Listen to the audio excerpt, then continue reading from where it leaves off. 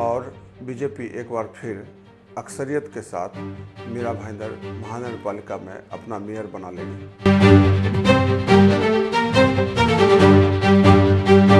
लेकिन जिस तरह से नरेंद्र मेहता ने टिकटों का बंटवारा किया है वो भाजपा को मुश्किल में डाल सकता है।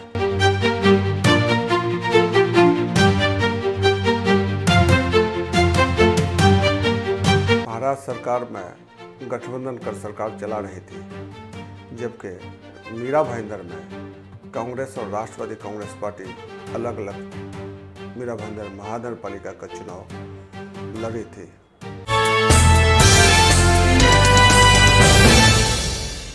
आदाब, मैं मुशर्रफ शमसी एक बार फिर तिरछी आंख के डिजिटल प्लेटफॉर्म पर हाजिर हूँ। आज एक नया मौजू है। ये मौजू है मीरा भाईंदर महानगर पालिका में क्या नरेंद्र मेहता का हाल वही होगा जो 2007 में मुजफ्फर हुसैन के कांग्रेस का हुआ था। नरेंद्र मेहता जो बीजेपी के सर्वे सर्वा है मीरा भाईंदर में, वो अपने इत्तेहादी शिवसेना शिंदे के साथ गठबंधन करने से साफ साफ मना कर दिया है और वो किसी भी तरह अब उनके साथ गठबंधन में जाना नहीं चाहते हैं। हालांकि अब भी फॉर्म लेने वापस करने की तारीख बाकी है, लेकिन ये उम्मीद अब ना के बराबर रह गई है कि दोनों इत्तेहादी में एक बार फिर इत्तेहाद होगा।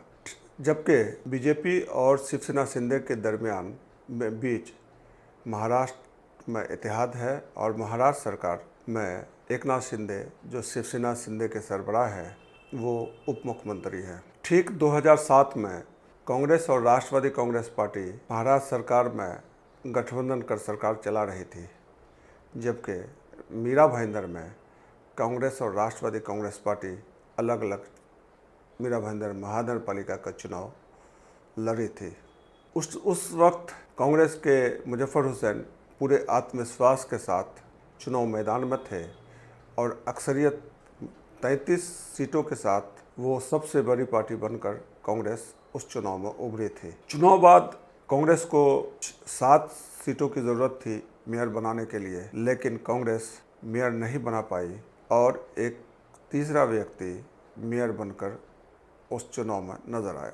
अभी जो मीरा भाईंदर की स्थिति है उसमें बीजेपी का पल्ला ज़रूर भारी नज़र आ रहा है, लेकिन जिस तरह से नरेंद्र मेहता ने टिकटों का बंटवारा किया है वो भाजपा को मुश्किल में डाल सकता है। सीनियर बीजेपी रहनुमा और आरएसएस से जुड़े लोगों के टिकट काटे गए हैं जो पिछले चुनाव में जीत के आए थे। नरेंद्र मेहता अपने इर्द गिर्द के लोगों को टिकट बांटे हैं, जिससे आम भाजपाइयों में नाराज़गी है और वो जिस तरह से टिकट बांटा गया है उससे खुश नज़र नहीं आ रहे हैं। लेकिन मेहता पूरे आत्मविश्वास में है कि बीजेपी के साथ और बीजेपी को नरेंद्र मोदी देवेंद्र फडणवीस के नाम पर वोट मिल जाएंगे और बीजेपी एक बार फिर अक्सरियत के साथ मीरा भाईंदर महानगर पालिका में अपना मेयर बना लेगी।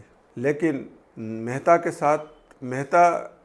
साथ शिंदे सेना के जो यहाँ सर्वे सर्वा है प्रताप सरनायक, वो भी पूरे आत्मविश्वास के साथ मैदान में उतरे हैं और उनके पास भी संसाधन की कमी नहीं है। शिवसेना शिंदे 81 सीटों पर अपने उम्मीदवार खड़े किए हैं और एक तरह से वो बीजेपी के लिए मुश्किल खड़ी कर देंगे, क्योंकि जिस तरह से चुनाव में धांधली होती है और धांधली का बीजेपी पर इल्ज़ाम लगता है, शिंदे सेना के मैदान में आने से ये धांधली का इल्ज़ाम बहुत कम हो जाएगा, क्योंकि शिंदे सेना सरकार में है और प्रताप सरनायक कैबिनेट मंत्री हैं।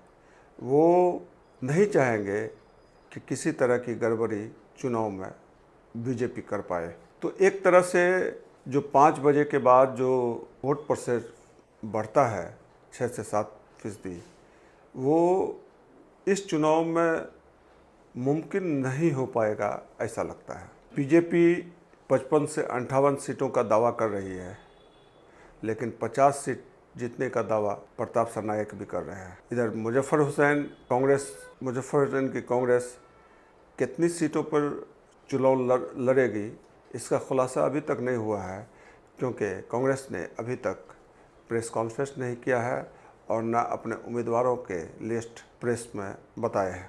कुल मिलाकर देखा जाए तो आज़ाद उम्मीदवार की एक लंबी फौज इस चुनावी मैदान में है और आज़ाद उम्मीदवार भी ऐसे बहुत से हैं जो ताकतवर हैं और चुनाव को प्रभावित कर सकते हैं। नरेंद्र मेहता जानते हैं कि महाराष्ट्र में सरकार है और अगर उन्हें मेयर बनाने में कुछ वोट या कुछ नगर सेवकों की कम भी हो जाए तो वो किसी तरह उसको मैनेज कर लेंगे, लेकिन प्रताप सरनायक भी आक्रामक होकर चुनाव मैदान में है और वो किसी भी तरह की राहत नरेंद्र मेहता को देना नहीं चाहते हैं। जो स्थिति अभी बनती नज़र आ रही है उससे नज़र आ रहा है कि हो सकता है कि बीजेपी अक्सरियत का आंकड़ा या बहुमत का आंकड़ा छू न सके और बीजेपी को कुछ नगरसेवकों की ज़रूरत पड़ जाए। ऐसे में जो बीजेपी के विपक्ष में खड़ी पार्टियां क्या उसका समर्थन करेगी, ये तो आने वाला वक्त बताएगा। लेकिन बीजेपी के लिए उनकी ही पार्टी के लोग सरदर्द बन गए हैं जिन्हें टिकट नहीं मिला है। इस छोटे से वीडियो के आपके साथ रखने और चुनाव एनालिसिस को आपके साथ रखने के बाद मैं मुशर्रफ शम्सी कैमरामैन अल्तमश के साथ विदा लेता हूं। आप इस वीडियो को लाइक, शेयर और सब्सक्राइब करें ताकि मेरा हौसला बढ़े। शुक्रिया।